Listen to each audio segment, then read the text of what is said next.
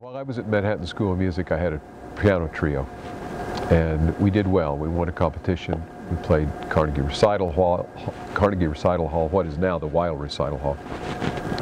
Then Carnegie Recital Hall was a debut, and there were 3 competitions at that point in time, and the prize was the debut. New York Times gave us a favorable review. We decided that we would make it. We would pursue this as a trio. We called ourselves the Claremont Trio, named after the street where we lived, right there by Manhattan School of Music, and we set off into the future.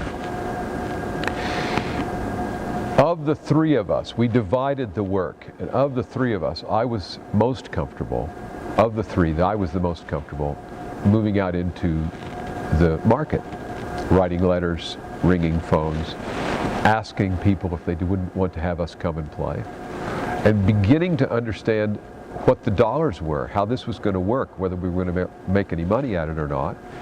And in that process, as I got better, I realized that I actually had a certain ability to do this, a certain ability to engage with people. And I enjoyed it. So after 7 years, when we realized that we were not going to be the Beaux-Arts Trio, we split up.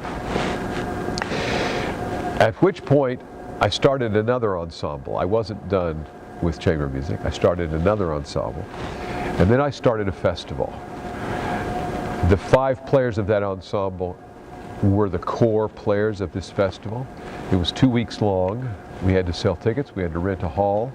We had to develop an audience. We had to make ourselves known in this community. And it was the community where I grew up. It was my little town.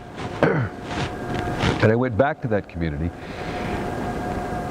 and I realized that it was going to cost us more to do this festival than we were able to bring in ticket sales. And a friend of mine said to me, you know, you should really do it, even though this is financially, it's not going to work the way you thought it was going to work, but this is how things that are for public benefit, this is how things come together. And he said, what you're going to need to do is raise the money beyond the ticket sales in order to cover the costs. And I said, well, how are we going to do that? And he said, it's actually quite simple. We're going to get a bunch of guys in a room, and you're going to spin the dream, and I'm going to explain their responsibilities. And we'll make it happen. And he was right. We did bring a group of people together. I explained what I wanted to do. They were quite receptive. He explained how this was going to happen financially and what they would need to do in order to bring it to fruition. And they made their move, and we played the festival.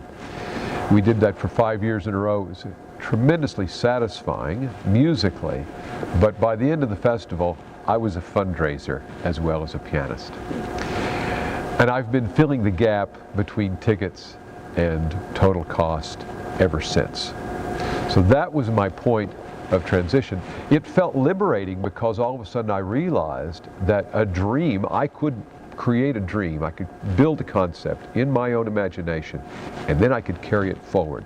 And I knew that at a certain point I would run out of money, but there was still more to be found if I could explain, if I could tell the story, if I could spin the dream and make people join me as partners.